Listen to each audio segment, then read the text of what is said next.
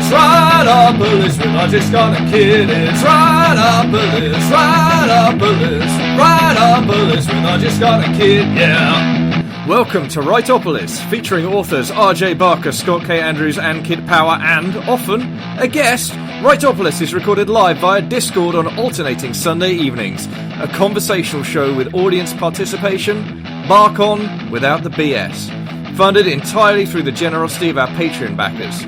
Patreon.com/Writeopolis Podcast. Writeopolis, we're not just gonna kid, it's Writeopolis, we're not just gonna kid, yeah. I don't actually know if I can hear you, because last time I couldn't hear you. So if Scott or Kit is there, say hello. Hello. Yes, we can hear you, Clem Fandango. Hello? No, I can't hear anybody. That's Anyone? hilarious. Can Anna, hear we me? can hear you, but very, very Yay. quietly. Oh, All right. Well, I can't hear anybody. I don't know why. Can you hear me? I can hear you, Scott. Excellent. I can hear you, kid. Good. Well, I can hear all Let's three see, of let's you. try. Hey, So- but you are very quiet. Am I very quiet? I've you're got very I know. quiet, Anna. I'm unusually loud because I'm leaning into the microphone. I will turn down my levels. Ah, now I can hear everybody. I just have to plug my headphones in. I don't know why. There we go. Are Is we that going to any mention better? that you're quite quiet, Anna? Okay. This is the first time I bet anyone has said that to you in years. Yeah, we haven't Rude even and uncalled for. We haven't Can you even hear me started, now? and he started. Well, I'm just cross because my incredibly expensive Bluetooth headphones still won't work on Bluetooth. You guys hear me any better? That is That's better. a bit better. It's a little better, yeah. Mhm. How random. I had to unplug my microphone, speak into the laptop microphone. How strange. Seems like an excellent waste of my money. That's okay. Love Because it. my house is creaking and making strange noises. That'll be the ghosts. Anyway. Just ignore them. It is the ghosts. Are we ready then? This must be record time. I mean, I'm never ready, Ready? but But everyone can No. speak and be heard. That's unnatural. To Writeopolis. Oh, no, that's equality, RJ. That's equality. No, usually we have like at least 10 minutes of trying to work out why nobody can hear the guest, but we think they should be able to hear the Yeah. guest. It's our equivalent of a theme tune. it's true. Yeah, It's our equivalent of opening credits, absolutely, yeah. Yeah, I was just going, why isn't it working? Anyway, do you want to invite Craig in? Okay. I've done it. Have you done it? Yeah. Oh, wow. So we're actually recording now. Well, yeah, I don't think Craig's actually turned up, but Girak is doing the business, so we should be okay. Well, let's do an intro then. All right. Hello, everybody. Welcome to Writeopolis with me, Kit Power. I've got some sad news that after Scott didn't turn up last week, we spoke to the Writeopolis Central Command and they've sacked him. So Yes. yeah, Yes. yeah. Scott's gone, but we've got a new trainee called Scott. Do you want to introduce yourself, trainee Scott? Hello, everybody. I'm very happy to be here. Hi.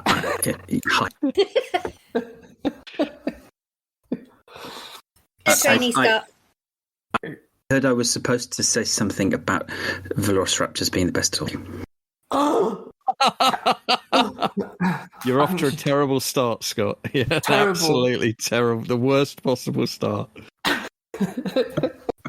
But our guest this week is the wonderful Anna Stevens, who not only wrote the Godblind trilogy, has a new book out called The Stone Knife, which is part of the Song of the Drowned trilogy, the first book, but has also written tie-in fiction for Warhammer 40k, Warhammer, and Marvel. Wow. Would Yeah, be me. that's quite an impressive CV, Anna. Do Do you want to just tell people a little bit about yourself? Okay. Yes, I clearly did not have anything to do during lockdown 2020. So I made the wildly improbable decision to write 3 entire novels, and somehow managed it. But didn't you think you weren't writing one of them? Well, yeah. So basically, I was in negotiations with Warhammer for the horror novel. And then, like, the world came to a screeching halt, and I didn't hear from them for like 6 months. So during that 6 months, I got in touch with the Marvel people and agreed to write a novel for them. And then all of a sudden, Warhammer got back to me and went, "So that book you contracted for, how does how does it? You know, you're all right to hand this in January, are you?" And I was like, "I'm sorry, what?" So yeah, they basically showed back up again after like a 6-month absence and were like, "You need to deliver that book in 5 months." And I was like, "I'm writing 2 other books at the moment." So yeah, it was a really good thing that there was a global pandemic, because I just didn't leave the house for 5 months anyway. So it all worked out quite nicely for me. Did you just not even notice the whole pandemic? You just head down? Yeah, I mean, apparently there was something going on last year. I'm not entirely sure what it was. Have you written tie-in fiction, Scott? Or did I dream that? I did some stuff for Big Finish. I did 3 Highlander audio plays, Date audio play, and I did once pitch a Stargate Atlantis novel that was nuts, and we got a response from Universal that said, "This is the weirdest pitch we've ever had, but yeah, go for it." And then I made the mistake of, and this is probably the most embarrassing thing I've ever published. I'd been invited onto a Yahoo group of writers, tie-in writers specifically, and I was a bit concerned about the contract for the Stargate book, and so I said, "Guys, I've been offered this contract. Are these Stargate publishers dodgy or what?" And the friend who had invited me onto this mailing list immediately replied with, "No, they're not dodgy, and they're on the group." And so that book never happened. Yeah, it was. I swear to God, if ever I've never wanted the ground to open up and swallow me so completely. It was because not only did I make myself look an idiot, I made the guy who'd invited me onto the list look an idiot. It was awful. So, no, Stat, can you tell us what the mad idea was? Are you allowed? Oh, well, yeah. The thing is, it requires you to be like really au fait with all the details of like the plot twists of Stargate Atlantis. So, no, I would have no idea then. Yeah, you'd have no idea. No, it was, yeah. But anyway, for Anna, what we usually do at the start of Writeopolis is we have a quick chat about what media we've been enjoying over the past 2 weeks, or longer in your case, because you have not been on. I made the terrible mistake of buying Assassin's Creed Valhalla on a deal for my PlayStation 4, and that has somewhat impacted my ability to write. It's not even that good, but there is something very, very good about being a Viking running around sort of 8th, 9th century England. I can't stop. I'll be up to midnight again. Start doing it. And what about you, Anna? You are our guest. What are you enjoying at the moment?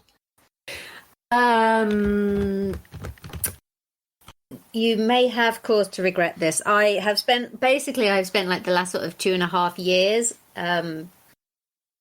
mainlining every single Chinese or Korean or Japanese fantasy drama that I can get my hands on. So obviously there's a lot of stuff on Netflix. Is a really, really good source of particularly K-dramas. I've got a subscription to a streaming service called Viki.com, which gathers together all of the all of the best and latest releases from mainland China and Taiwan and Japan and Korea and stuff like that. So I watch pretty much as many of those as I can cram into my eyeballs. So I've just finished the 4th Rurouni Kenshin samurai film on Netflix. It was, I mainlined the 4 films and just watched them, the first 2 on Friday and then the second 2 on Saturday. There is a 5th, which is actually called Rurouni Kenshin The Beginning, which is like, I think it's been made about 14 years after the first one, but it's a prequel. They're going to be doing that kind of magic anti-aging CGI thing to everyone's faces, I guess. I understand, because I know quite a few people that like these, that the plot of the majority of them is very pretty boys stare longingly. And that's very much. Very, very much for quite a lot of them. There are some that are actually have like actual plots. So I fell into this rabbit hole by watching The Untamed on Netflix, which I have now watched 4 times, and it's 50 episodes. So you can kind of sort of understand the time commitment that comes from watching something like that. So I would always talk about The Untamed if you give me give me an inch and I will take a mile with that one. But as for actually like really, really good, well directed, well written, well acted, I'd always recommend My Country, the New Age, which is a Korean drama, and it's about the rise of the Joseon Empire. And it is actually a proper period of Korean history, as opposed to like a magical fantasy epic. And that is it is just so beautifully shot and so beautifully acted. But it is very much a story of power dynamics and family betrayal and friendship and love and self-sacrifice. That one is just it's just wonderful, and I tell everyone to watch it, and then I take no responsibility when they cry through the last 3 episodes. Does this mean we can expect something influenced by that in your future coming from you, possibly?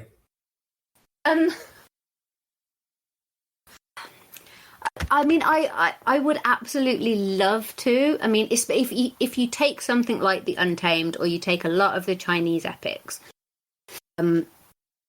the sheer amount of histrionics involved makes them less realistic than perhaps a lot of the K-dramas. So as much as I would love to write a novel that is basically The Untamed, I don't think it would sell. And I don't think I'd be able to publish it under Anna Stevens, because people will be like, what is this? This is like 19 pages and they're just looking at each other across a crowded room, which is basically, But don't we all just do this for the love, really? Really? Oh, we do. No. But, I am writing quite a lot of Untamed fanfic at the moment. I've said it, I've admitted it in public. So that is kind of scratching the itch when it comes to histrionics.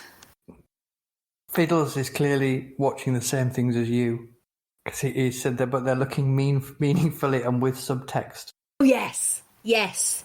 There is a lot of subtext. I mean, The Untamed is it's ridiculous, because you watch the first 2.5 episodes, then it enters a 37 episode flashback, and then it gets to episode like 39 and we're just back up to the present day again, and there's literally nothing to indicate that this has happened.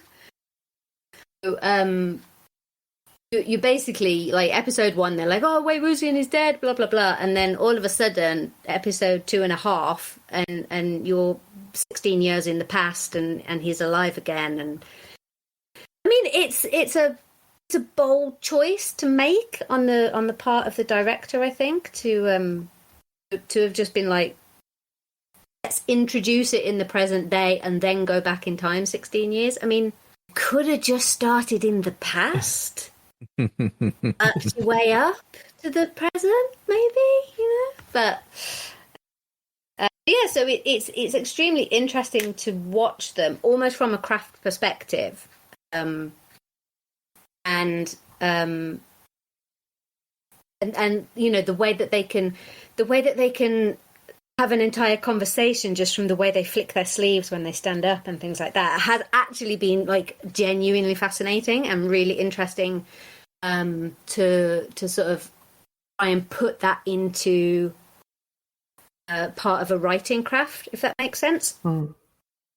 How someone does something really small and subtle visually, how you could translate that into somebody, just like line of text that says the same sort of thing. So from that respect, it has actually been a really fascinating process. I do mostly just it for the boys. Oh, what's his name? The hard-boiled writer, not Dashiell Hammett, the other one from the same time, whose name I can never remember. But he always says tiny movements make a thing, like it breaking up speech with somebody moving a cigarette or picking up a coin. It's a really good way of keeping interest when you're writing a thing, and I like and it also kind of gonna have to go with me. It sounds like a tangent, but there is a point to this. I'm also a huge fan of really early silent film cinema, and in particular Buster Keaton. And he did exactly the same thing. Was all of his comedy was physical, but everything that he had, because it was back in like the 1920s, it was if they needed to impart dialogue to the audience, they used to hold up the cards for camera with like a line of text on, and everything else obviously was silent. So, watching, you can almost watch like a Buster Keaton short alongside one of these Chinese fantasy epics, and you can see they're doing the same thing like a century apart, basically. And it's just, the way Buster Keaton would just like, basically he would just turn to camera and raise an eyebrow or something, and it would tell you volumes about the situation his character was in and the things that were happening and stuff. I like Harold Lloyd. I was obsessed with Harold Lloyd when I was little. Just absolutely. I'm gonna just pop across to Scott for a little bit, and we'll come back. Cause I want to come back to the silent movie thing, but later. When we get into later on, and inexplicably, I don't know if you noticed this, Kit. We didn't hear in the last episode what Scott's been enjoying. Did you? No, that was strange. I don't know what happened exactly. Yeah, I've been enjoying a spectacular bout of really, really deep depression. That was fun, and I medicated it to watching all 10 seasons of Friends. Wow. Yeah, it's an unconventional. So I'm looking at my spreadsheet of the things that I have watched, listened to, and read over the last 3 months because I'm so autistic. And the thing I did, have a spreadsheet. I have so many spreadsheets. Believe me. The best thing I did, I've watched lots and lots of things. And I'll come back to them at some point, I'm sure. But the best thing I did was I had a little mini Nicolas Cage level, because I have a theory of Nicolas Cage, right? I reckon that he does like 4 movies a year, or even 5, because he's thrown all his money away on stupid things. Now he's massively in debt. Yeah. But I reckon is that fact? Is that actual? That is a fact. That is. Yeah. Okay. Yes. Yeah. He's basically paying off his debt. We're safe on this. Okay. No. It's confirmed. It's confirmed. He does, I reckon, one absolutely top shelf movie every year. But because there's so much crap, people don't pay enough attention to the really great stuff that he does. And if he only did these one good movie every year, his reputation would be much, much higher than it currently stands. So I watched his good movies from the last 4 years. I watched Colour Out of Space, based on the Lovecraft story. Right. I watched Mandy, in which there is a sword fight that takes place with chainsaws. That's all. That is all. Makes notes for later. Yeah, there's an amazing bit where he Nick Cage walking towards the bad guy, trying to get his chainsaw to start, and the bad guy also pulls it out, and his chainsaw is like 6 feet long, and then they have a sword fight. I mean, this is one of the best ones he's done. You're saying it's a masterpiece. It is so grim and so dark and so weird. I mean, it and yet in the middle of it has this. Yeah, I watched Mum and Dad, which is the one by one of the guys who made Crank, and the premise of that is that there's a virus or a weapon that gets out that makes parents their children, and it's all about Nicolas Cage and his wife trying to kill their kids. When you say, Scott, he does one really good film. All these films. Is there a very low bar for that? No. Honestly, all of them totally gonzo madness, but they're all proper brilliant. Mum and Dad is hilarious because I'm probably never going to watch it, but the punchline is you've been watching the parents try to get all night, and then the kids' grandparents turn up, and it's Lance Henriksen, and he just greets Nick Cage by just knifing him. It's brilliant. And then the final film came out this year, and this one I think is the one that's most unquestionably a masterpiece, which is a film called Pig, which is about he's a guy who lives in a shack in the woods. He has a truffle pig, and he makes his living hunting for truffles, and someone steals his truffle, and it's all about him trying to get back. And it's kind of like John Wick, except with a pig. And instead of killing people, whenever he confronts the next person in the clue chain, instead of like shooting them around them like John Wick would do, he talks to them quietly and gets them to see a few home truths, and then makes them a nice meal. It is the oddest movie, but it's beautiful. wow. I've seen the trailers for that, and I quite fancy it. Honestly, it's a 5-star masterpiece. I think all of those films are amazing. I think Mandy and Pig are masterpieces, and Colour Out of Space and Mum and Dad are really, really good. What about so you? That's my takeaway. More Nick Cage. Yeah, Cage theory is definitely going to be a thing that we come back to, I imagine. Joe, I would think so. Writeopolis. What have you been up to, Kitwood? I mean, I've got to pick up on the Cage thing first because I'm actually a fairly big fan of Cage as an actor, and I think you're absolutely right. It's about the fact that he makes he makes every script that lands on his doormat.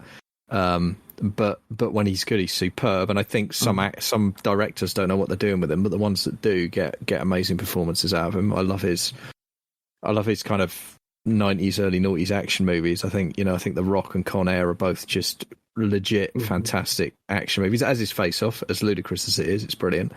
I love him in Wild at Heart. I love him in World Trade Center. I think he's a really capable actor. So yeah, I'm down with Cage theory, definitely. In terms of what I've been watching, I've been desperately trying to think about what I have been watching the last week. The only thing I'm afraid that's lodged in my brain particularly, we're still watching the submarine thing, whatever that's called. Vigil. I've been watching that. There we go. Vigil, next episode after Writeopolis. Yes, it's good. Yes. Yeah. Really enjoying that so far. Just great stuff. I love the plotting. I just think it's so well. And I got to say, I'm getting kind of sick. Like in the general terms, I'm actually getting sick of the story structure of interleaving flashbacks with present day. I feel it's like massively overplayed at this point, and I've seen one too many shows that's doing it for the sake of it without adding anything to the storytelling. But in this particular case, the structure is actually also really smart, and it's in service to the storytelling rather than just a flashy thing to do. So I'm really enjoying that as well. But the only one I saw that really lodged in the mind other than that was I watched Help, which is the new that was Channel 4, which is Jodie Comer. Yeah, thank you, from Killing Eve, and Stephen Graham, who I I realised as I was watching it, Stephen Graham's probably just one of my favourite actors working. Brilliant. Full stop right now. I cannot think of anything approaching a bad performance from him. And this one, just Help, is just a killer. It's just it is fictionalized, but it's set in a family-owned care home, a small family-owned care home in Liverpool, just as COVID breaks out, basically. And Jodie's kind of fresh out of school. She's had a bit of a rough start with things, but she's finally figured out this is what she wants to do and what she'll be good at. And then she's left in this situation where, patients are being discharged from hospitals into the care homes, and they've not got any PPE, they've not got any masks, and it's just absolutely brilliant. It's completely devastating. I think it was, I can't remember, it's like, I want to say an hour 45. I think it was in a 2-hour slot with the ad breaks. And it just tore me apart. It was just absolutely, it's everything. It's everything you want that kind of political social drama to do, where it doesn't wave its finger and it doesn't preach. It just shows you, it just puts you in the room and lets events unwind in front of you. And you as the audience, you do all the work in terms of the politics. And then at the end, you get the title cards and it runs the statistics, and you find yourself thinking like, we're clearly being run by butchers and lunatics. But that's not the point. The point is the people. And Graham's character's got early onset Alzheimer's. He's Stephen Graham's age, is whatever he is. He's in his 40s, but he's got early onset Alzheimer's. And it's an amazing performance from both the leads, Graham and Comet. Comet is just, geez. She has a couple of scenes in it where she's the only person on shift, and it's 3:00 in the morning, and she can't get an ambulance, and it's just, I can't remember seeing, outside of like This Is England, I can't remember seeing performances like it. It's just absolutely phenomenal. It went straight onto my list of things that I know will be brilliant, but I'm not going to watch because I don't need to put myself through that. No, fair comment. Yeah, I've recorded it, but I think it's just going to sit on the it's going to sit on the V-Box for probably a year or so before, and hopefully once all this is over, might be able to go and watch it at that point. But I do feel it's, personally speaking, it's because we're still in the middle of it. Yeah. It did nothing for my peace of mind. And I have to say, I do think with works like that, I do find myself thinking quite often that I think the problem with works like that is the people who most need to see it won't. And I'm not talking about people on this call, actually, because I think if you look at that and you make a mental health decision that it's not for you, I completely respect and honour that. And you're right. If that is your call, then you're absolutely right to make that call, and I support you in making it. I'm not talking about you.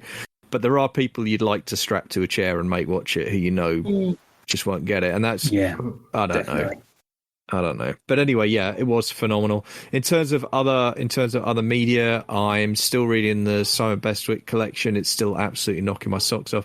Jeez, man, that guy gets dark sometimes. It's really superb.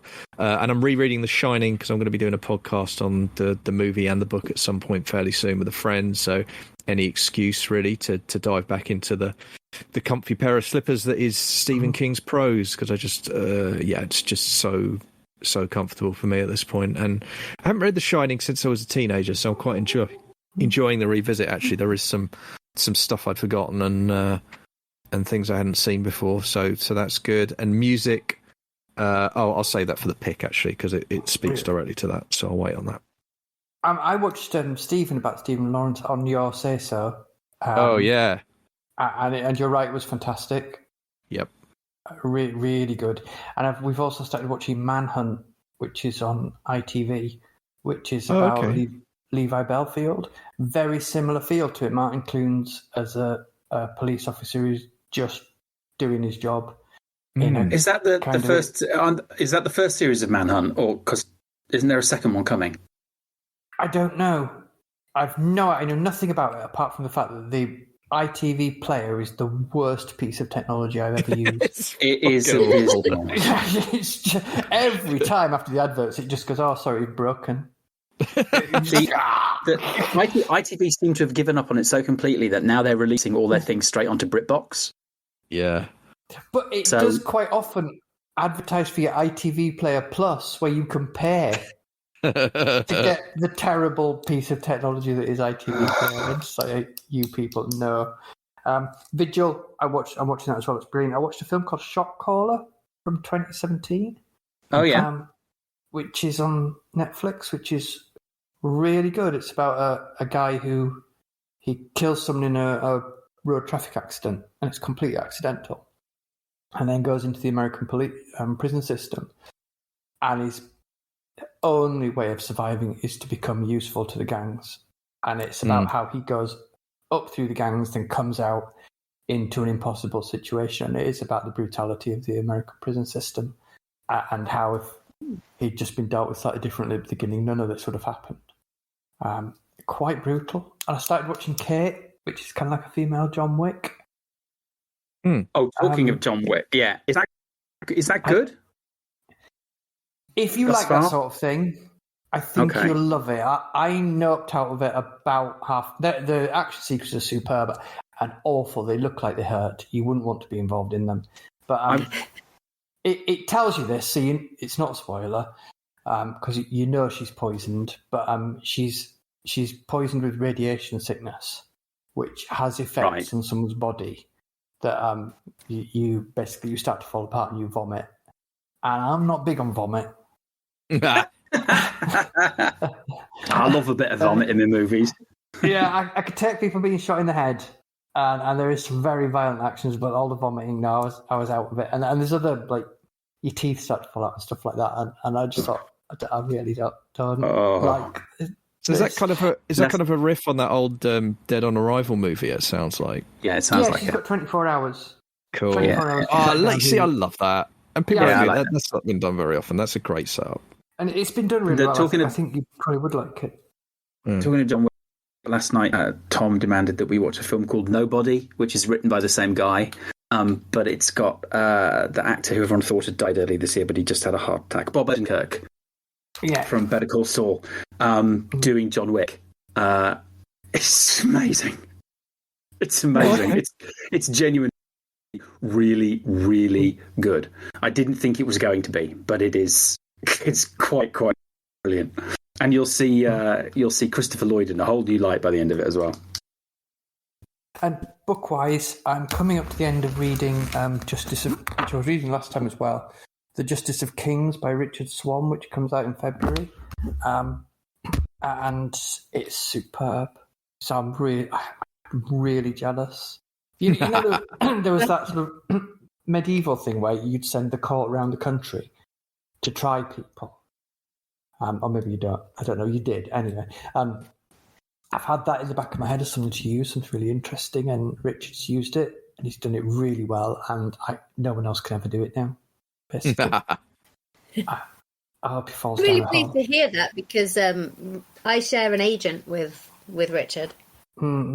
So, although I'm also slightly miffed because I didn't get one of those 100 arcs. Didn't you? We are literally with the same agent at the same agency. I didn't get them. RJ Barker gets an arc. Well, nice one, RJ. Yeah. Is there only 100 of them? I should probably have taken there was only than I have done them. I mean, if you open the front, you should actually see it says number whatever out of 100, and it should be signed. Oh yeah, I've got number 70. Yeah, well, if anyone wants a copy of it that's not in particularly good condition, because I do not look after books, I've got one. But it's a really good book. It's his editor told me about it ages ago and said it's basically Matthew Shardlake, C.J. Sansom's Hunchback Lawyer meets Judge Dredd, and that could just have been written for me. And there was no in between. I was either going to absolutely hate it or love it, and I'd love it. I think it's fantastic. He's got a really light touch. He's really good. Awful human being, obviously. Yeah, we'll try and get him on this. Yeah, so you can tell him to his face. Absolutely. No, that sounds fair. What have you been reading, Anna? So I'm currently on a bit of a non-fiction kick at the moment because I'm trying to. I've started drafting book 3 of Songs of the Drowned. And I basically, my whole idea for this trilogy was wanted to interrogate empire and colonialism and the effects of it, both good and bad. And so I'm now writing book 3, and I realize I don't actually understand post-colonialism, which is a bit of a drawback when you're trying to write a book about the end of an empire. So I asked a lot of people who are a lot cleverer than me for some recommendations. I've now got 4 books on empire and colonialism, which are, I mean, incredibly dense and difficult to read, and I'm not sure I'm clever enough to absorb all of it. So I'm currently reading one called Asia as Method, which is I think was written in the mid-90s, and it's basically it's about how East Asia is attempting to find itself after Second World War and the US occupation, but also after the Imperial China and Imperial Japan and the influences that they have had around the region as well. That is like a really, really heavy going, and it's certainly not something I think, oh, I've got a spare half hour, let me pick up Asia as Method. It's excellent, it's very, very good, but it is in no way light reading. So what I'm also reading alongside it, which is for me, and I am caveating here, it is for me light reading, is The Knife Man, which is basically, it's the story of John Hunter, who was a Scot in the mid-19th century, who went to London and became one of the pioneers of modern Western surgery. And he basically started off by being his brother's. His brother was a surgeon in London, and he set up an anatomy school. So he became his brother's body snatcher. Oh, nice. So he was out like digging up the graveyards every night and stuff like that. Then it's basically just it's a biography of John Hunter and how he became one of the best surgeons. But it's also, this is what they used to do if you had bladder stones in 1845, you know. Oh, no. And it does not pull any of its punches. So I'm absolutely relishing that, to be perfectly honest with you, because I'm like, oh yeah, that's definitely going in a future book, and you know, I do like my grisly stories. Has it got the story in it about it might have been on, I listened to No Such Thing as a Fish, it might have been on that, about a surgeon around that time who was really quick at taking off legs, and he was so quick he managed to take off 3 of his own fingers and cut 2 people around him who were just watching the operation, and the patient died, and so did the 2 people, and so did he, and it's like the biggest body count for one operation ever. One operation. That's amazing. If that is in there, I haven't got to it yet. They have spoken about a surgeon called Cheselden. All right, Kate, isn't it? QI, the 300% death rate. Yeah, sorry, Cheselden. Who was the best at amputations in London at that time, and they were like, well, he could literally do it with just 3 strokes, and it was like the first stroke he would just draw a line around the limb to get through the skin. Second stroke would get through the nerves and muscle. Tie off the blood vessels as he went, and then he just saw off the limb, and they were like 2 out of 10 of his patients actually survived, and this was like absolutely amazing. And they were like, oh, if you need your leg off, you've got to go to Cheselden. And see, this is horrific. I fast forward all the bits in Age of Sail films where they have, because you've got to have an operation scene in it. You'll notice there aren't any in my books, because I just go straight past them. I've actually had my bones drilled into without anaesthetic, and I cannot even begin to imagine what it must be like to have your bones cut off. Just pain is ridiculous. But isn't that like? I mean, this is back when this is pre-germ theory, right? So they thought infection was caused by the length of time of the exposure. That's why they tried to do it as quickly as they did, right? Because they figured the way to avoid it getting infected was just to lop it off really, really quickly and sew it back up. Yeah, because it was hues in the air. It was miasmas. No matter how exactly. No matter how filthy the blades were, that didn't matter. The miasma in the air and the evil humans and stuff like that. Yeah, definitely. Yeah. But yeah, they would just wander from patient to patient and take the same knife with them to everyone, and just like rubbing the hands on their apron, but only to get off the blood rather than actually. Well, only to get off the wet blood. The dried blood could stay, couldn't it? Yeah, we're really freaking out the citizens tonight. It's quite good.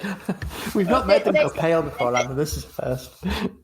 It was things like they only do anatomy class through the winter because obviously the bodies would last longer. So all of the bodies that they had snatched out of the graveyards, an extra day or two before decomposition set in too badly, you could actually work on them. So anatomy school was only through the winter. But they said it was a really common thing. You could always tell if someone was a surgeon because their hands smelt. Wow. The hands were in dead bodies for so many hours a day as these bodies were slowly starting to rot. It was like didn't matter how much you changed your clothes, you'd shake hands with someone and you would get a waft of like putrefaction and they'd be like, "Oh, are you a surgeon?" I'm just like, can you imagine if you went to a hospital now and you shook hands with your doctor and you're like, "Do you smell of rot?" I don't think you appear to smell of death, sir. Oh. You must be perchance a surgeon. I highly recommend the knife, man. It's fascinating. Nice. But you need to be in the right frame. It does sound fascinating. Should we move on to the work portion of the show, Kit and Scott? Do you think? Yeah. That sounds good. Mm-hmm. Who should we start with? Kit, I'll let you choose. I could start if you want. I don't mind leading off. You start. So the novel edits continue apace. We're still on pace to get the novel back in the hands of the editor for the second pass by the end of the month, so that's good. It's one of those things, though, you whiz through for a while, then you hit something, you're like, uh-oh, that actually needs a rewrite, and then you slow down again to... one of the headline notes we got was there was too much telling and not enough showing at certain crucial points, and it was dead on. And having already gone through and removed several extraneous secondary and tertiary characters that just weren't needed and were unnecessarily adding bloat. So we've removed a lot of words. We're now in the process of adding some of them back in again, but in the name of creating more scenes effectively, building those dramatic moments more powerfully. So that's been... It's fun. It's still challenging, but it's a good kind of challenging. And the positive side of it is, because there's two of us working on it, we're literally just taking alternate chapters and working our way through. And I am reminded that the overall shape of the thing, now that we've rewritten it and restructured it, is actually working a lot better and flowing a lot better. So it's overall, it's an encouraging exercise. I wrote and performed, indeed, my short story for the Tiny Bookcase, which was awesome. I had a really good time on that, and that was a fun. We are absolutely going to have them on because they are lovely, lovely people, and I'd like to talk to them again. And that was the hardest break. So I also got to do that as a bit of live writing on my Patreon, so that was nice. And then as I said, I had 3 short stories to write this month. That was one of them. The second one I started writing today, and I had to research Barbary pirates in the 18th century, the Spanish-American War, various other bits and pieces. I cannot imagine how anyone ever wrote historical fiction prior to the invention of the internet, but it's just so easy now. You know, you just Google a few things, because I'm only after like certain background points. And that's already, so I'm I don't know, 1,000 words. It's called All Hands on Deck, and I think I'm going to be finished with that probably tonight, at least the first draft. Not finished at all. I think you should let me read that, because that's my thing. Absolutely, it's my thing. Also, I think historical fiction was much easier to write before the internet, because the amount of people that could call you out was very small, and they were all at university. Yeah, but I don't care about that because I just turn around and say, yeah, but it's fiction. I'm not worried about getting called out. For me, it's just looking up and going, was this actually still a thing when I want to set it? I mean, actually, believe it or not, what the hell? Let's talk about this because this is process stuff. It's a bit deep cut, but I wanted to make sure that that there was still a thing. Piracy was still happening somewhere after Marquis de Sade had been published, because I wanted the piece to quote Marquis de Sade, but it could only do that if he'd been published. So that's why I've got the pirates based out of New Orleans in the 1800s, because that was the only way I could make it work. But there was still piracy happening during the Anglo-Spanish War, 1796 to 1808, and there was a pirate working. Well, there were several, but there was one very famous pirate working out of New Orleans. Who was not a pirate, sorry, a privateer, because he had a commission from Colombia. It wasn't Colombia back then; it was something else. But yeah, he had a commission and he was just robbing the Spanish blind at every available opportunity. So I was like, "Yep, that's my guy. Excellent." And Philosophy in the Bedroom had been published, so I can quote it. Excellent. Let's go. So that's carrying on a pace. Did you come across my favourite pirate history book? Not to read, just the title of it. I've got it. Well, I haven't because I lent it to somebody, but it's called Sodomy and the Pirate Tradition. Nice. And it's writing a check that it does not cash with that right title. It's a very dry thing about. Oh God, no, that's bad, isn't it? Dry sodomy. No. Dear. That was I didn't know what choice of words. Yeah, but yeah, it's a very academic book, and quite boring. And there's not much sodomy. Not enough sodomy. Yeah, but basically it says not as much as you think, but it did happen. But it's not actually about that. It's more about supply chains, and because all naval books are actually about supply chains. Yeah, because that's how that's what the entire economy was hinging on, and indeed the economy of piracy. That's what that was hinging on too. So yeah, but it's fun, and I'm really enjoying it, and it's kind of it is. Yeah, I'm aiming for elements of Lovecraftian, but without the racism, obviously. And I'm having a lot of fun with it at the moment. But I haven't written pirates before, I realised, and I'm having fun with that too. In fact, I'm getting a little sidetracked, and I'm having to kind of. I'm about 1,000 words in, and I haven't actually started the story yet because I'm all doing the pirate stuff. So it's like there's mainly trimming in D2 to get to the point. But I'm having fun. Yeah, and kids, isn't that the gig? Isn't that the first gig anyway? It is. Absolutely. Yeah. Should we go to Anna and then we'll go to Scott and then we'll come to me? Yep. Okay. Anna, what you've touched on it a little bit. You're working on the third of your Song of the Drowned books. But carry on. I am, yes. I have actually also this is slightly relevant, but I have just handed in a draft short story for the King Must Fall anthology Kickstarter with Grimdark magazine. Actually include the line, "That's about as likely as a virgin lad on a long-haul merchant ship." Wow. You know, refute your lack of sodomy in piracy. Simply because it fits the story and it's the sort of thing my character would say.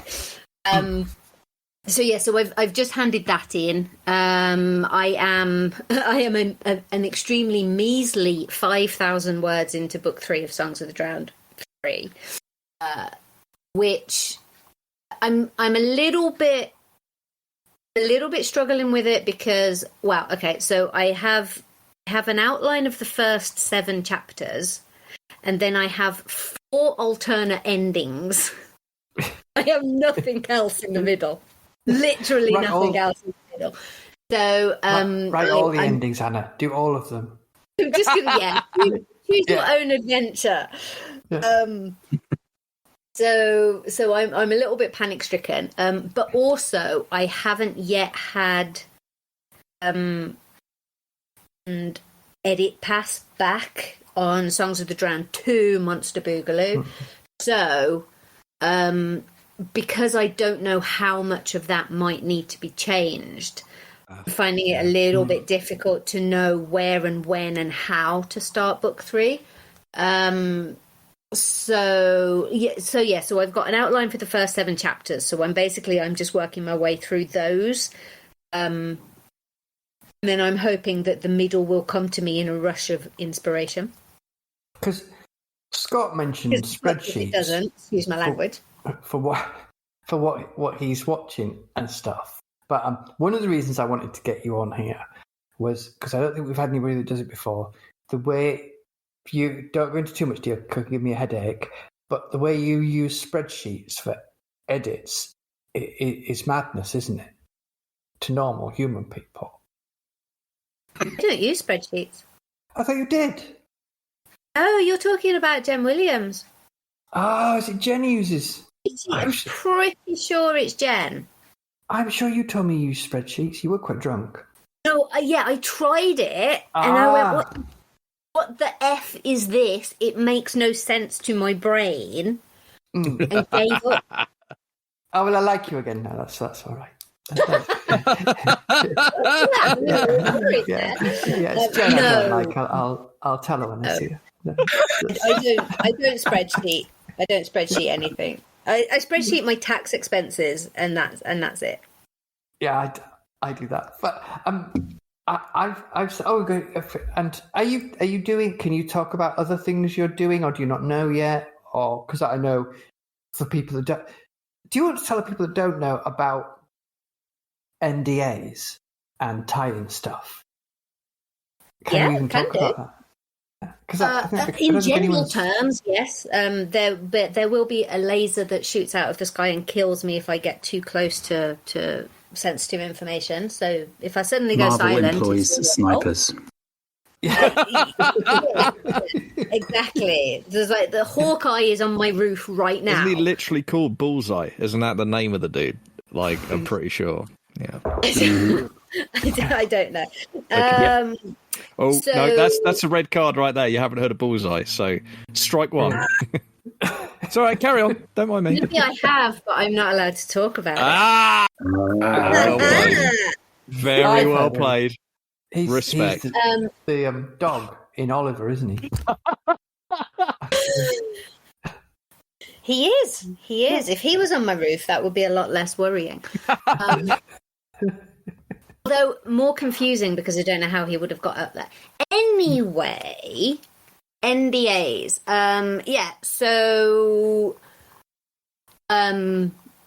because it is sort of privileged information, I'm pretty sure I had to sign one for Games Workshop for my Age of Sigmar and Warhammer horror stuff. A couple years ago, and I can't remember, and it wasn't anything particularly strenuous. The Marvel NDA, I don't think it would be a surprise to anyone to tell you that they basically own my soul at this point. They will call in that debt if I do anything, if I step out of line in any sort of way. The NDA was fairly strenuous. The contract is a lot tighter. There is very, very little wriggle room in a contract for somebody like Marvel. Is this through Aconite? Aconite. Yes, yeah, Aconite Publishing, yeah. So they're the official tie-in partners for prose novels. And so the Marvel that Aconite is aligned with is the Marvel Comics universe, not the Marvel Cinematic Universe. So there are slight differences in how you can the background of the characters that you can draw in. So sort of the easiest one to talk about is the fact that in the comics. Brunhild, or Bright Battle Valkyrie, is bisexual. In the films, that hasn't even been hinted at in the slightest, tiniest little way. Right. It was it was really exciting for me because I was like, so let me just run this past you. So Brunhild is canonically bisexual. Can I make her bisexual in the book? They were like, yes.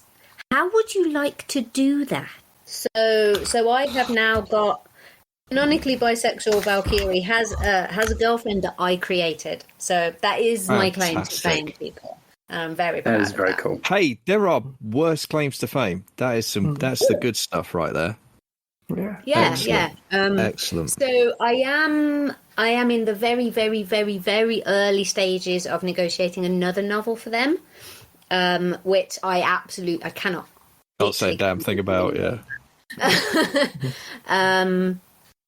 And then the Warhammer horror novel that I wrote, Gothghoul Hollow, which is due out at the start of next year. That is book 1 of a series of 4 novels, which I don't know if I'm allowed to tell you this, so everybody shh. But I'm lined up to write the 4th of the 4 books. So basically, I will bracket this little series with the first and the last books, which is quite exciting. Although I will have to deal with what has been done to my beloved characters by other people in the 2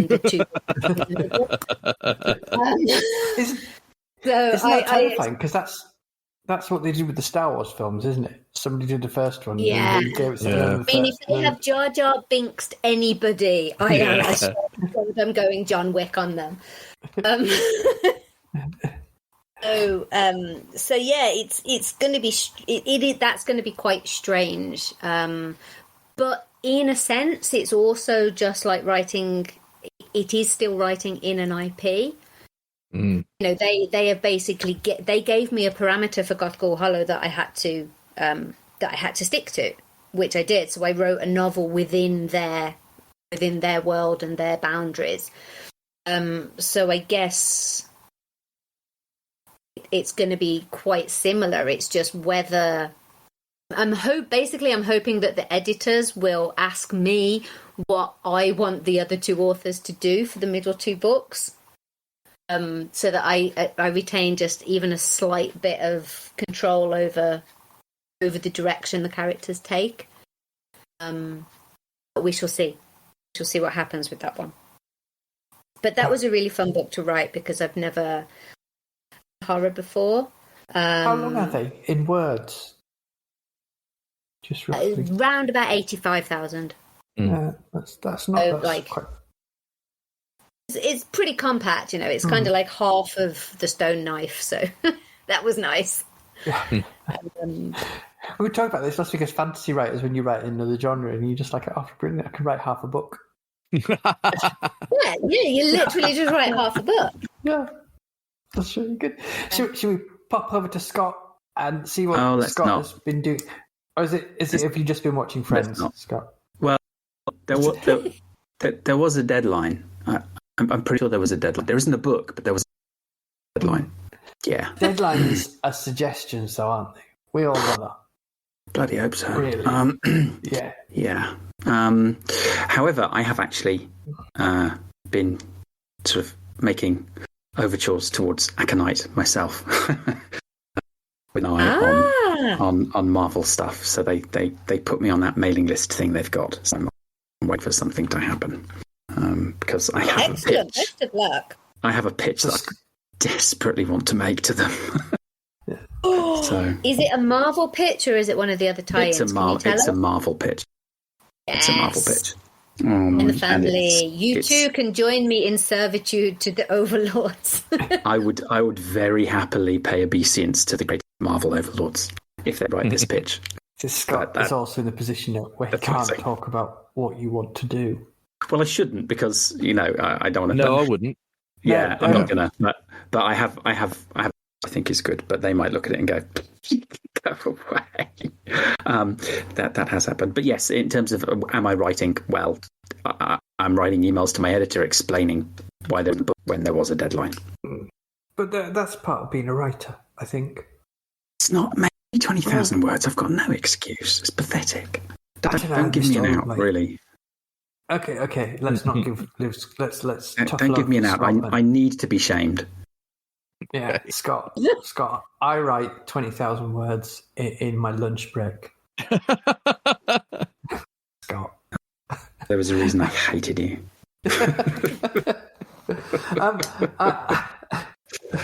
We're going to come back there on mine is a tale. I mean, I've been writing quite a lot, but it is a still a tale of woe in that I was quite sure my deadline was March and it is still October. It has not changed.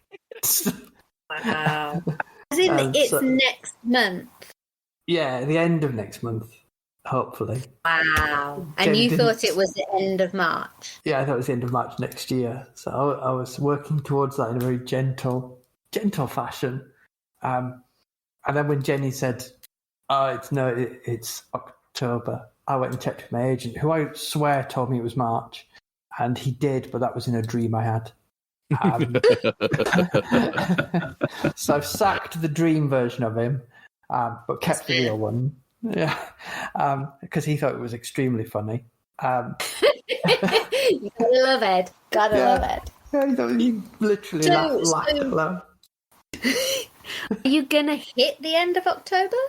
Yeah, I think so. I'd written 80,000 words by the time I found out, but it clarified we talked about this with Kit before last time. It clarified my thinking on what I'd written was wrong. So I cut it back to 60,000 because I think I'd written probably 2 books badly rather than 1 book. So I cut it back to 60,000. I'm now just back over the 100,000 mark, and I know where I'm going with the end. And it's a much smaller story than I thought it was. It's all takes place in one small area. There's a lot of walking around looking at woods in it. But it's clear in my head now, and I'm about to get copy edits for Incy Wins. Well, I'm not.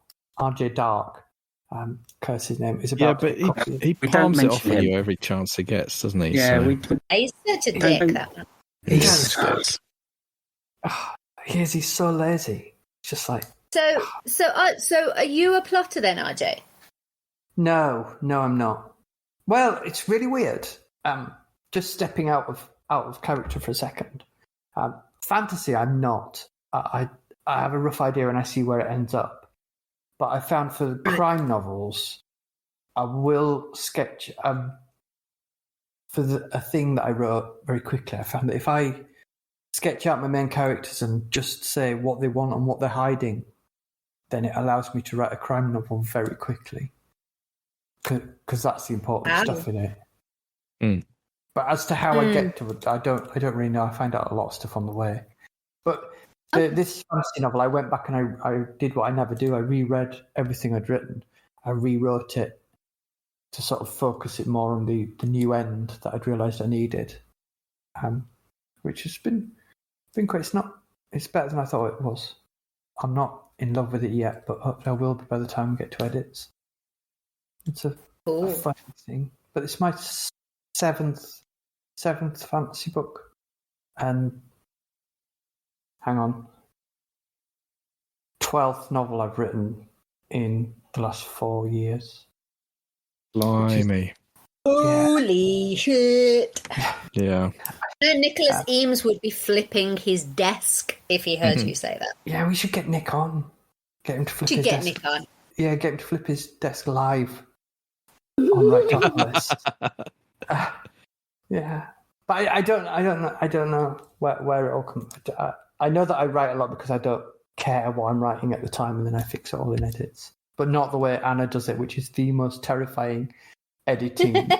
the Anna's process. We've not even touched on that. We should. No, let's talk about that. Do you know this, Kit? How can you say me like this, RJ? Yeah.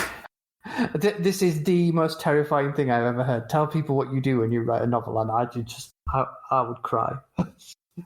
Okay, so the reason why I was asking if RJ plots is because I write. So I have like a really, really, really rough outline of where I want the story to go, and I usually have anywhere between 3 and 6 major story beats that I need to hit, along with I know what the ending is, and that is basically my process. But how we get there is completely organic and is up to my hindbrain. So what always happens is I write the entire novel. So, for instance, book 2 of Songs of the Drowned is 187,000 words.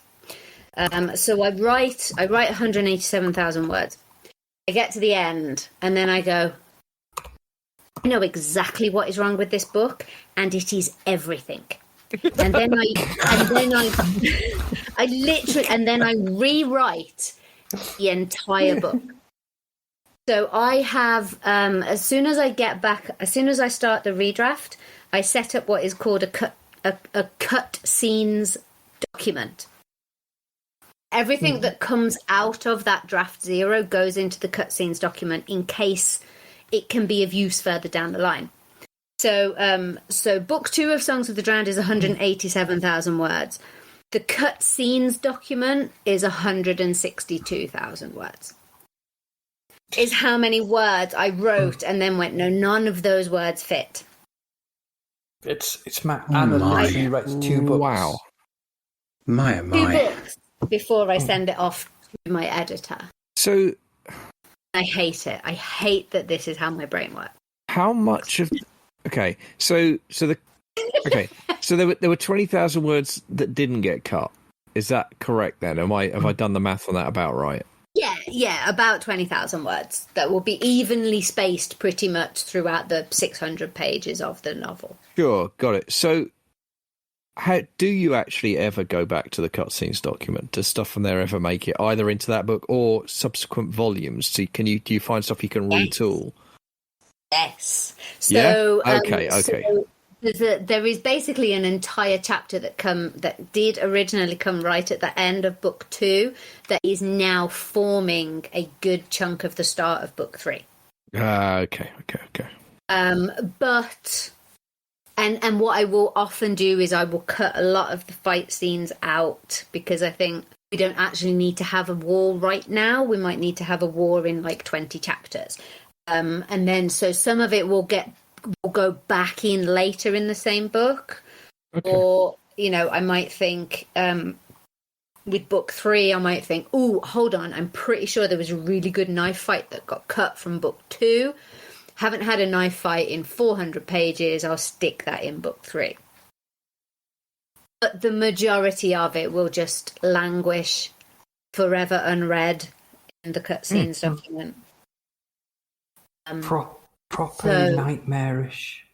It's horrible. It's absolutely, I mean, it's like, I know because, like Sir Terry Pratchett always said, I write the first draft to tell myself the story. Yep. And I'm like, that would be lovely. I write the first draft to tell myself I'm shit at writing. And then I will rewrite it. Good It is. Oh my! And then say to yourself like that, but good, and then do it again. Like that, but good. Like that, but none of that. Oh Lord! Well, so I have to basically factor in at least another 4 months to every deadline of my first draft. The reason I seem to be fast isn't because I write an awful lot. It's because I'm lucky enough that my first draft tends to be quite not shit. Close. Well, no, just quite. I don't think it's about you being shit or anything like that. I think it's about the way your mind works. If that makes sense. It's not about exactly. Quality. If I could actually plot it out. I could plot the whole book and then go away and come back to the plot a week later and go, oh, no, none of that works. And then replot it. Wouldn't do this. But my brain literally just grinds to a halt when I'm trying to outline. Yeah. Which was really difficult because the Marvel novel, you have to provide a very detailed outline. Right. Yeah, sorry, go on. It's part of the Marvel contract that you are only allowed to deviate from that by 5%. Whoa. How do they measure that? To deviate any bigger, you have to get in touch with them and say, actually, I want this to happen instead.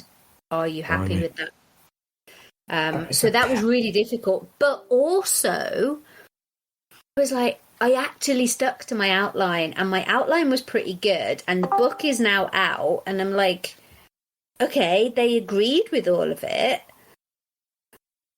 Maybe I can outline. Right. Which is why I tried to outline book 3 of Songs and got 7 chapters in, no middle, and 4 alternate endings. And I'm like, how did that happen? Is something, I wonder though, is some of it to do with the fact that when it comes to, so I was listening to an interview with Brian Keane recently, and he's done some comic book work as well as his horror novels, and he said that the analogy he used about working for Marvel was it's like when you go to the rich kid's house who's got all the toys. And he lets you, and they let you play with the toys, and that's awesome, but they're not your toys. And that means you can't break them, you can't customize them, you have to ask permission before you pick each one up even. And that's the same with all time writing. You've got to put the toys back in the box the way you found them. Right. So but do you think, I mean, I'm just wondering if that aspect of it is tied to why plotting worked for you in that instance and not when the toys were yours and you could do what you want with them.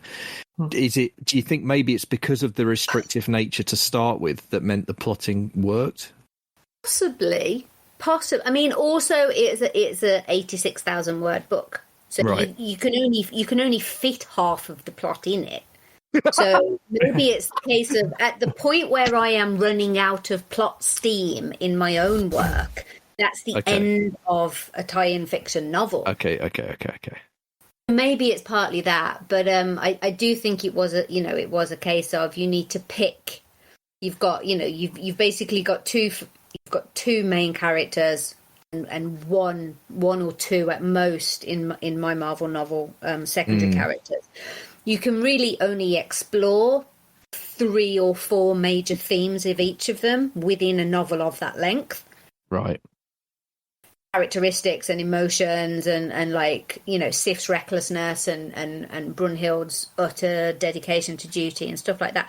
Mm-hmm. Those are the things that define those characters. So you have to build everything around a number of things. Whereas I think in my own work, I mean, for a start off, I've got 6 POV characters rather than 2. So each of those can have as many or as few characteristics and motivations and deep dark secrets and backgrounds as I want them to have. Yep. I tend to write extremely character-driven stuff. I like to make them as well-rounded as I possibly can.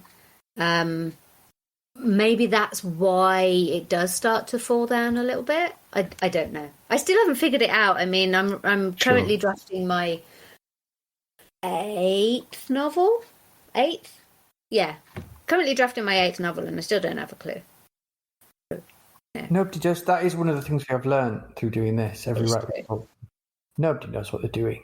No matter how they do it, whether they plan everything, they still don't really know. I just want to touch on, just as a quick aside, because I know Scott has been going through it, and we made the joke about writing, and then we've all talked about how much we're writing. I think it's worth pointing out that the way my mind works is if my health starts to suffer in any way, writing is my fallback position, and it just happens to be that I am lucky that my mind works that way. And it is really important to put across that not everybody's mind does work that way, and some people it is first to fall out, and that is just the way it is. Actually, that's a really good point. I mean, I've talked about it before, but for me, what I have learned, and occasionally have to relearn because I am a turtle thinker and I have to relearn things several times before it goes through my skull, is that writing ultimately is therapy for me. And actually, one of the plus sides of that is no matter how tired I get, and I can get pretty tired because insomnia is a thing, but I can still write. And if I do, the chances are when I finish, I'll sleep better. You know what I mean? And it's like, and the stuff that I write when I'm really, really tired, that will require more editing in the morning. But fundamentally, I can do it. I can get the words out. And it's a similar sort of thing, I think. I know that it's, and for me, it's not just I know that I can do it. I know that I'll feel better if I do. And it doesn't matter what it is, whether it's the non-fiction or a short story or the novel, whatever I'm working on. That's not the point. The point is the work. The point is spending the time and getting the words on the page. And I always feel better when I do it, and I always feel worse when I don't. I think for me, writing is fun, and it's I feel like I can't give myself permission to sit down and write because I enjoy it so much, unless everything else is dealt with. And I've had so much on my plate the last little while that my brain keeps delivering ideas and everything from plots and premises to sentences. But I feel my weird pathology says, but if you get to write, that's a reward after you've done everything you need to do. And I've got so much to do that by the time I have time to sit down and write, my brain's like, can't do fun right now. So and we need to find a way of making this as workmanlike and dull as possible. Sure, even for Scott and I think that, and I've been thinking about this a lot because it bugs me that I've missed this deadline. I've always prided myself on not missing deadlines, and now that my financial situation has completely changed, I think that from next year on, I've made a decision to do something I've always wanted to do, which is I'm only going to work 9 months a year. And I'm going to take 3 months every year and write a book. And any writing I do during that 9 months is a bonus. But in the 3 months at the end of the year, I'm going to write a novel. And I think I'm going to move towards that now. I think I need to put aside where there is. I need to put aside time where there is nothing else. That's a good point. And I give myself permission to do it. And financially, for the first time ever, I'm in a position to do that, so that's what I'm going to do. You know what's amazing, Scott, about you using that language? I still think back to the moment that changed my life and effectively made me a writer was reading Stephen King's On Writing. And it was, and this is corny as hell, and I know it is, but it's also the truth. When he wrote the line, "Do you need permission to write? Very well, I give you permission to write." And it turns out I needed to hear that. I don't know who else did, but I sure as hell did. And that was it. It really was. It sounds corny, I know, but it's totally true. That was the moment I was like, okay, all right, I'm going to sit down and I'm going to try and do this. You see, the thing is, you say it sounds corny, but the fact that he wrote that line in the first place tells me that he needed to hear that as well. Yeah, absolutely. Yeah. Well, yeah, and given the circumstances that On Writing was... Yeah. At the end of the day, anything that gets you over that hurdle, or that gets your bum in the chair, or your fingers on the keyboard, whatever, anything that gets you there is worthwhile doing. Yeah. If you have to sacrifice a goat to the Marvel gods, then I'm sorry, but that's what you do. I tell you what. The one time I have worked for Marvel, I wrote an issue of Ghost Rider 2099 for Marvel. Back in 1995, and we delivered. I was working with an artist who was a close friend of mine in Toronto, and we delivered the issue, and it went down really well, and they liked it. But there's one sequence where he's in cyberspace because it was the 90s, and there's a character who has an avatar, and the artist had drawn the avatar as Boba Fett. And we went to the Marvel offices in New York, and the editor just ripped him a new one. He was like, "You can't put Boba Fett in a Marvel comic. Are you insane? You must redraw this right now." But of course, now they would encourage you to put Boba Fett in a Marvel comic. Because that's the kind of cross-referencing IP that they love. So I tell myself that we were just really, really ahead of our time. But the issue never got published. It was a file story, and the title got cancelled before our issue hit the press. But I got paid for it. Oh, yeah, you still wrote it. It still exists. I mean, it probably still exists on your hard drive somewhere. It's on my website. I'm waiting for Marvel to tell me to take it down, but they never have. You're waiting for the heartfelt cease and desist, and until you get it. Yeah, that's it. So everyone out there who wants to read a comic, get over to Scott's website. There you go. Yeah. It's not really very good. I mean, it's very 90s. We watched the... I've been rewatching The Matrix with the boy. Oh, interesting. Yeah. The Matrix one is a great film. The Matrix 2, it's all right. And we've started The Matrix 2, we've not got through it yet, but it's remarkable how in all of it, that it is just people telling you things, and then a fight sequence. That's the entire. I think you said about this before about the Wachowskis aren't particularly great writers, I can't remember who was saying this to me. They're very visual, and that's where their strength is. And I think there's probably some truth in that. Because thinking about the other films of theirs I've watched that visually are beautiful.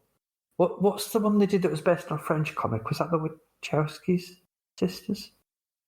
It was. No, it wasn't actually. It was Louis. It was the guy who did. Oh God, all my names have gone. Thank you. Yes, it was Luc Besson. He did Valerian. What was the one that was a bit like that the Wachowskis did? That had bees in it. Or was that Valerian? No, that wasn't Valerian. That was the one with Sean Bean as the bee guy. What was it called? That film was insane. I really like it. It's gone away. I always insist that you read that as bees in Kit. Lady in my house. Lover. Yeah, in my house, he has to be. Was it My Girl? I can't remember. One of the two. In my house, he has to be called either Sean Bean or Sean Bourne.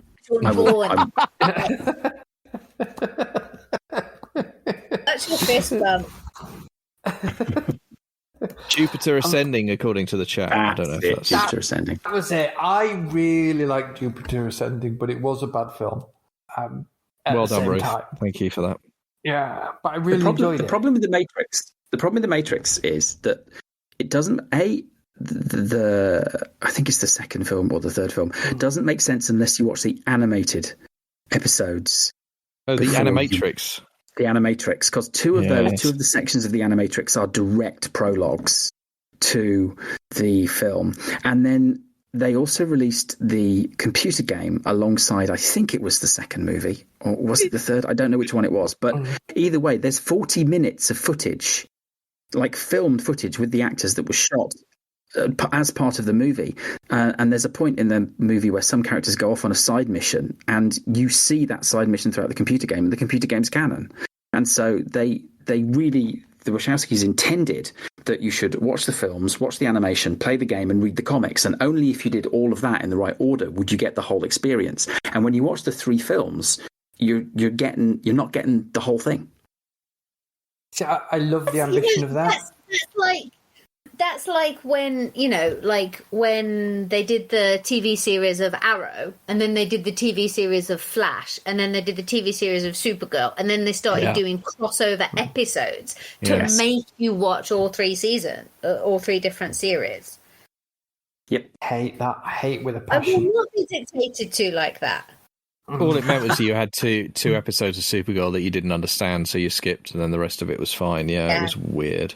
But Marvel's always done that with its comics and everything. It's always Marvel done that. And Joe Michael Straczynski, who worked with the Wachowskis on Sense8, he did the same thing with Babylon 5. There are certain sections of Babylon 5 that are told in the comic book and in the novel that fill in a whole sequence of the story that really enhances watching the TV show. I was going to say, we're not going to say bad things about Babylon 5 because I'll get cross. No, I love Babylon 5. But if you read but there's two of the novels and the comics that JMS wrote that tell the story of Sinclair that are essential, in my view. I still think the fundamental flaw with The Matrix was that there was exactly one movie's worth of story there, and it was perfect. I mean, I went and saw the second one at the cinema, and it was one of the few times where I was like, well, that's me done. Like, I still haven't seen the third. I suspect I never will, because I don't care. That there's nothing the second one did that I thought could pay off in a way that I would find dramatically satisfying in the third movie. And I realised as I thought about it, the first movie is a complete action. It's perfect. It is. Just leave it. That closing shot and the fade to black with Rage Against the Machine, like, that's me. I'm done. Perfect. Just leave it there. Thank you. Yeah, the way the first film ends is basically that Neo is going to go and destroy the Matrix from the inside out. He is. We don't need two more films that do or do not support that premise. Exactly. Yeah. Agreed. and it has really bad mechs in it as well. That's one of my... I don't know why I have such a thing about this. It's why Avatar really annoys me as well, is that their mechs are really stupid. Clearly, they're just the fact I get so cross about in Avatar that if you want your mech to port arms its gun, you have to mime doing it in the cockpit, so you can't do anything else. It's just the stupidest thing that's ever been in any film, as far as I'm concerned. I don't know why I'm so annoyed about it, but I am. It's a proper thing that's in my head. That and the fact that the aliens have arms and legs and everything else has 6 legs in that world, and their evolution makes no sense. I hate Avatar. It makes me really cross. Let's talk about something else. So. Yeah.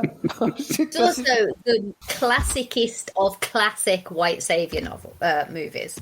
Oh yeah, it's like, because what we really needed was a $1 billion remake of Dances with Wolves. That's what all of our lives needed, wasn't it?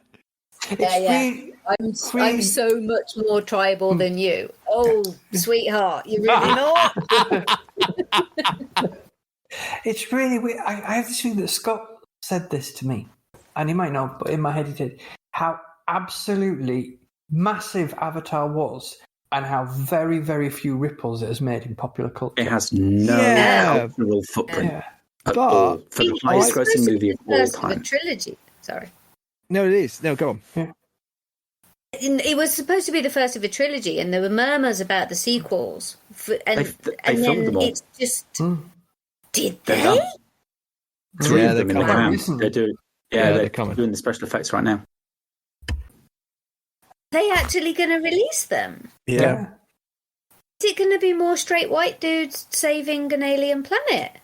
Yeah. But underwater this time, you see. Well, underwater. straight white dudes. No. Hang on. Let's be scrupulously fair here. Straight white dudes plus Sigourney Weaver. Okay. I will forgive Sigourney many things. Yeah. But not least because she just single-handedly makes sure that cigarettes still exist no matter how far in the future we go, and I respect her commitment to that. You got to respect that. That's pretty awesome. Literally in Marlboro Man's pocket, isn't she? Yeah. She's the best. She's the absolute best. But no, the thing about Avatar, though, I do want to say this actually, because it's been bugging me for a while. It's become almost a meme on Twitter with people talking about, saying that thing about, well, Avatar, it was so financially successful, and yet there's no massive fandom, there's no fan culture, there's no this, that, and the other. It's like, for me, it's like, well, yeah, because when something's that big, when it's $1 billion, that means all the normies are going to see it, and normies don't engage with fan culture the way the rest of us do. Like that's how it works. Actually, like the mega selling stuff. Whether it's music or cinema, the super mega juggernaut stuff, it is popcorn. It is there and gone. That's the point, because most people do not engage with pop culture the way we do. We are very, very strange. The way we obsess, the way we rewatch, the way we analyze, the way we fanfic, all of that stuff. That takes a certain mindset. That takes a certain approach. And I love us. We're awesome. Don't get me wrong. I'm not insulting us, but let's acknowledge that that's not how most people engage with pop culture, full stop. It just isn't. And so Avatar's success, because there was this whole thing, and it's not snobbery. That's too strong a word, but I remember seeing that response from certain people as a kind of, it felt almost like a gotcha about Avatar. And I was like, but yeah, of course it didn't, because it was super mega mainstream. Yeah. And let's be honest, bland, And that's, I think, every time James Cameron picks up his directing hat and starts out to make a film, somebody should just sit him down and go, you made Aliens, you can stop. That's it. I've got to give him Terminator 2 as well. I've got to be honest, because that has a special place in my heart for various idiosyncratic reasons. But yeah, is that just for the Guns N' Roses video? That's a non-trivial part of it. Yeah, of course. Yeah. Being 14 years old, sitting on the school bus, hearing You Could Be Mine played on the radio, and realising that the greatest rock and roll band on the planet were back and were still dangerous and amazing just before the album came out, and we found out, oops, no, our mistake, they weren't anymore. And that track was an outtake from Appetite for Destruction. It was an outtake from Appetite for Destruction, as we later found out, but it was a moment that you can never take away from me. So there it is. And doesn't that seem like the perfect segue into the bit that will always surprise Kit, even though he's actually mentioned it once today, but he'll still be surprised by it. in the Let's Choose a Tune for the Writeopolis playlist that RJ will forget to put on it after the show because it's quite late. And did you know this was coming, Anna? No. All right, you got to choose a song, but we'll witter for a bit to give you time to think of a song. Anything you want, as long as it's not. Well, it's coming from Spotify, so it can be as long as you want. Should we go to Scott first? Yeah, let's do that. Yeah, I've been revisiting ABBA because of all the hoopla around their virtual concert. I love you, Scott, because most people would say I've been to a real depressive episode. It's been Leonard Cohen. ABBA all the way, because I actually saw them in concert in 1980 at Bingley Hall in Stafford. Oh my goodness! Wow. On their last ever tour. It was a birthday present for my 9th birthday. Talk about burying the lead, Scott. How long have I known you? And you've only just told me. I'm a little bit hurt, if I'm honest. I remember wow. being on my mum's shoulders and boogieing along to Gimme Gimme and After Night with no embarrassment or shame whatsoever. Do you know, I think it's been done on YouTube now. If you get that song and you play the 33 on 45, which is what we used to do, it sounds like a huge Teutonic male voice choir, and it is the most wonderfully gay thing I've ever heard in my life. It's amazing. It's brilliant. So I've been revisiting their masterpiece, which is The Visitors, and I'm going to choose the title track. The Visitors. Nice. I don't think I've ever heard that. I don't think I've interrogated ABBA that deeply. It's one of those songs that ABBA writes.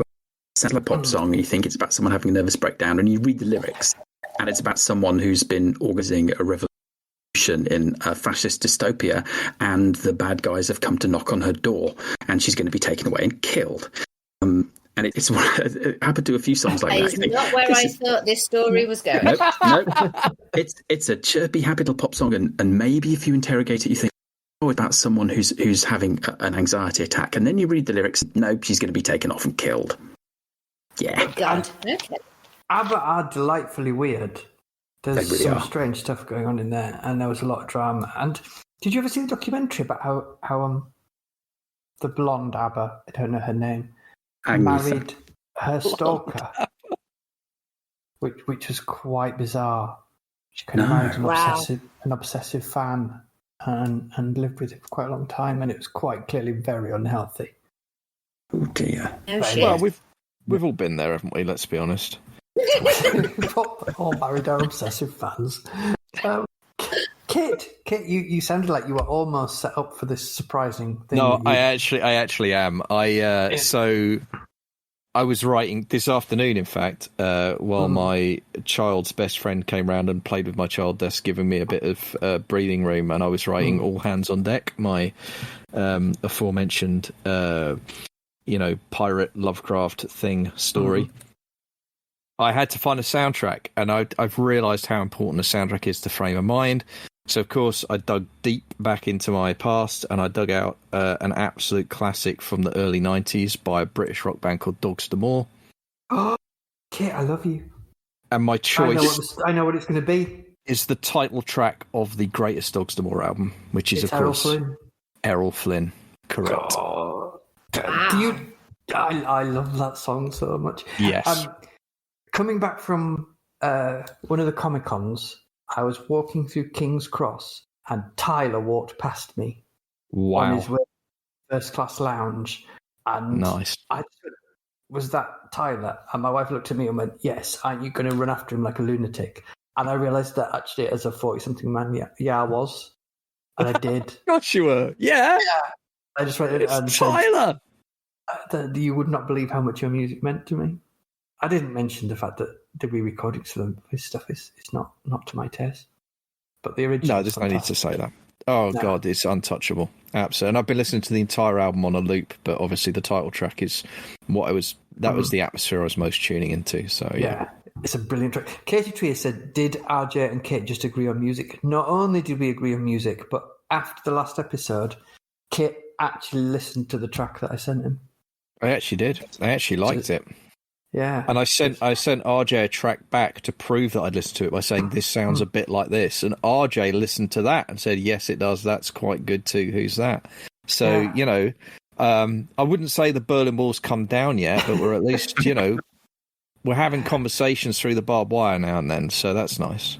We are, yeah, but we are united in our love of the Dogs D'Amour.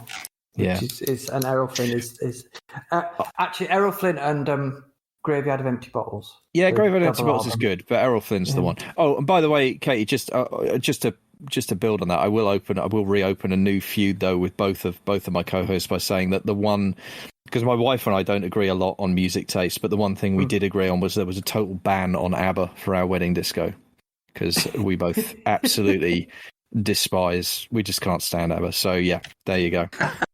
So let war be redeclared.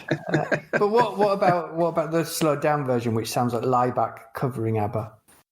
I'll have to take your word for it, because it would still involve listening to ABBA, and that's I've only got so many years left in my life. I have to prioritise, and that's never going to be on the list. Anna, are you ready, or do you want me to go? Are you still thinking, or are you? Has she vanished? Oh no! Have we lost Anna? Oh, we might have lost Anna. Was it the comment about ABBA? Was it too much? I sometimes do overreach. I fully admit. Yeah, you scared her off with your hatred of ABBA. Though I will say about ABBA that I've never seen my wife as angry as she was after watching Mamma Mia. You're back. Yeah, you're back. Sorry. Yes, I'm back. Sorry. Yeah, okay. My wife was furious after watching Mamma Mia, and I mean, I was quite annoyed that we'd spent that time watching it. But she was incandescent that she had wasted her life. Everyone had told her it was really good, and that she could not think about one possible good thing about it. Yeah. Every so often, the sequel will come on, and it'll be on TV, and I'll say, "Should we watch that just to see her thing?" What we were saying is, are you ready, or do you want me to go, or are you ready with your track? No, I am. Sorry, Okay. I just had I had a small poodle emergency, so that was why I just ducked away from my microphone for a minute. So yes, I don't actually know if they're going to be on Spotify. So but I'm going to go with them anyway because I like to be contrary. So I am going for Strong Fate, Japanese band called Wagaki Band. Yeah, I'm gonna have to spell that for me. W-A-G. Is it spelled like it sounds? K-K-I. And it's called Strong W-A-G-A-K-K-I. Strong Fate. Yeah. My new obsession. Everything is on Spotify. Eventually, I'm just going to copy Errol Flynn. It is on Spotify. Oh, brilliant. Doesn't mean it'll ever turn up on the list, but because I'm useless and just forgetful. Right, I'm just going to put Errol Flynn into the chat. Hopefully, Errol Flynn.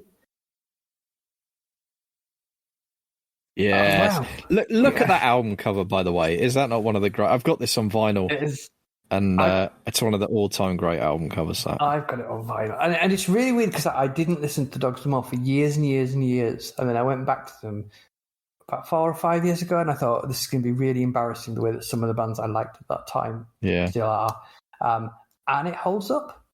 Yeah, it's just really the embarrassing one's the Choir Boys. Yes. You go back to them and you're like, oh, this will be. Oh no. I'm quite proud that I hated Choir Boys at the time. I hated them before it was cool. Good for you. Apart from Mayfair, which is a cracking song.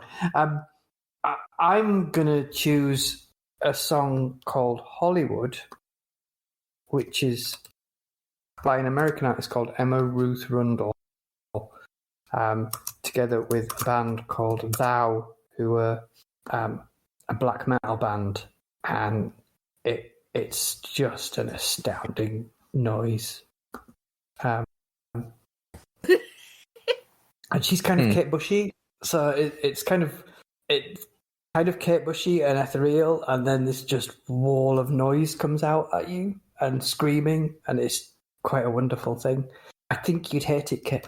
So I'll probably try and see. Yeah, sounds like it. Yeah, but I'll probably try and make you listen to it when I see you at FantasyCon. Try and force some earbuds. Well, good luck. I can run quite fast, but you might catch me. It's possible. I'm also very lazy though, so that's the plus side. Like I might not, And see, I'm lazy and I wear heel boots, so you're probably out. Aha, the advantage is mine. Yeah. Right, I think we're at the end. We've run over by 40 minutes, which is quite good. We should. Oh, look, Scott has put Hollywood by Emma Ruth. Well, we should put Scott in charge of the playlist. That's the logical thing to do. What, the man who has spreadsheets? Yes, I think that's probably the way to go. Yeah, it's my calling. It's my calling. Comes the hour, comes the man. Not the person who's going to close his computer and then go and play Assassin's Creed Valhalla till 1 o'clock in the morning. You're so much better than the Scott we fired last week. I just want to say that. Yeah, I'm really impressed with it's such an improvement, don't you think, RJ? We've made the right decision here. I wouldn't even know he was a trainee. I've got to say. No, exactly. It's like he's been here the whole time. It's fantastic. Yeah. In fact, I think maybe we should just fire Scott at the end of every series, get a new trainee at the next one. It's worked so well. I don't know if you'd be up for that, Scott. Yeah, that's fine. We should thank Anna. Do you want to quickly just plug all your stuff at the people, Anna? Let them know all the stuff they can get off yours and where they can get it. Okay. So my debut trilogy is the Godblind trilogy, which sits somewhere on the grimdark scale, depending on what you consider to be grimdark. So that trilogy is Godblind, Dark Soul, and Bloodchild. My second trilogy is The Songs of the Drowned. So far, only The Stone Knife is out. Book 2 is due out next year, and then Book 3, obviously, the year after. My first Marvel prose novel is The Serpent and the Dead. It follows Lady Sif and Brunhild the Valkyrie on an epic quest to Jotunheim, the land of the giants, to discover what is happening to souls that are not ending up in Valhalla when they should do.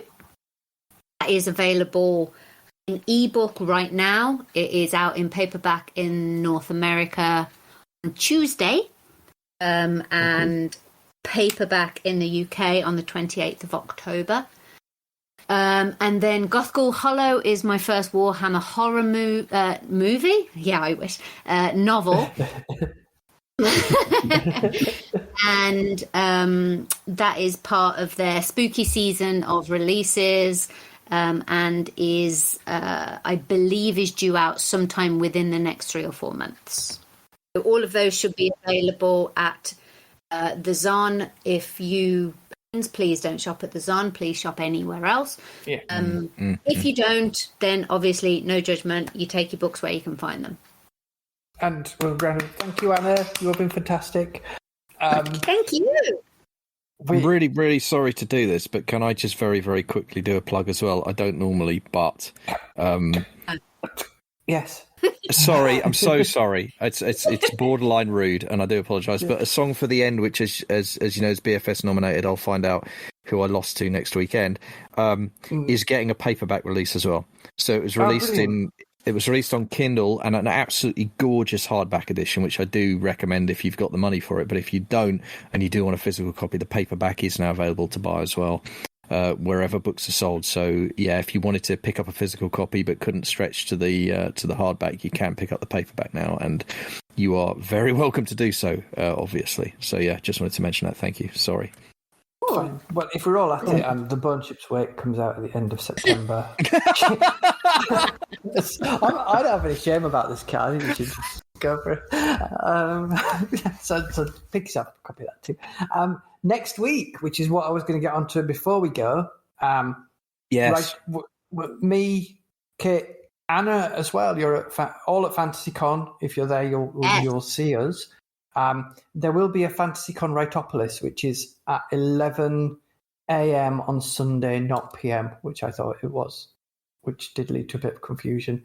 Yeah. It's me and Kit. Scott can't make it, but we might try and get him to Skype in or something. And Stark Holborn, who we've had before, and you'll remember was a great laugh, and Laura Mara, who's also performed, was a great laugh. So it should be fun, maybe a slightly different format. We're not quite sure yet. Are we, Kit? Yeah. My No, levels of FOMO are really high. we've got an entire week to work it out, RJ. It's fine. Yeah, so that's us busy on Saturday night trying to find a printer. When RJ says us, RJ means RJ, just to be very clear about it. Just Saturday night, good luck. I'll be somewhere either at the bar or possibly under it. We'll see you there. Indeed. Yes. Very much looking forward to that. And we'll definitely try and get Scott Skyped in while we're doing We really that. will. Yeah, no, we absolutely will try and get that done if we can, and we'll try and get it recorded if we can, but technology is what it is, so. We're doing it. Yeah, I have Katie's right. I have a local bookshop. And I think there'll be, just to go back to the plugin, because Katie's on about signed copies, I think Broken Binding might have some signed copies eventually. Yeah. And I'm sure Anna would want to plug them too. They're an independent fantasy and SF specialist. They are indeed, and they actually came over to my house and picked up a whole bunch of signed books, and were absolutely delightful. They came into my house and took off their shoes, and then they played with my dog for half an hour. So I mean, basically that makes them extremely cool in my book. I mean, family, That's right? At that point, my books. Yeah. God, I never take off my shoes. Very cool. Ever. That's because you're a heathen. I also have a very vicious cat with a foot fetish that if you take off your shoes will attack you. So really it's self-defense. Yeah. It is. But it's 10:15. It's late. It is. My voice is starting to go. Anna has been brilliant. The trainee has been wonderful, fitted right in as if he's been doing it forever. Yeah. You would never have guessed it was his first podcast. Never. Thank you very much, everybody. Kit as ever was here. No, it's true. Was here, and it was a pleasure to talk to you. And a great pleasure to meet you. Look forward to seeing you at FCON. Yes, you too. I'll see you. Likewise. I'll see you next week. Brilliant, indeed. Good night, everybody. Night, gang. Bye all. Thanks, guys. Thanks so much. See ya. Thanks for listening. Writeopolis records alternating Sundays via Discord. To take part in future shows, visit patreon.com/Writeopolis podcast to find our server details. You can also support the show there in return for Discord perks and early access. If you enjoyed the show, please like, subscribe, and spread the word. Thanks again. Writeopolis, we're not just gonna kid it. Writeopolis, we're not just gonna kid, yeah.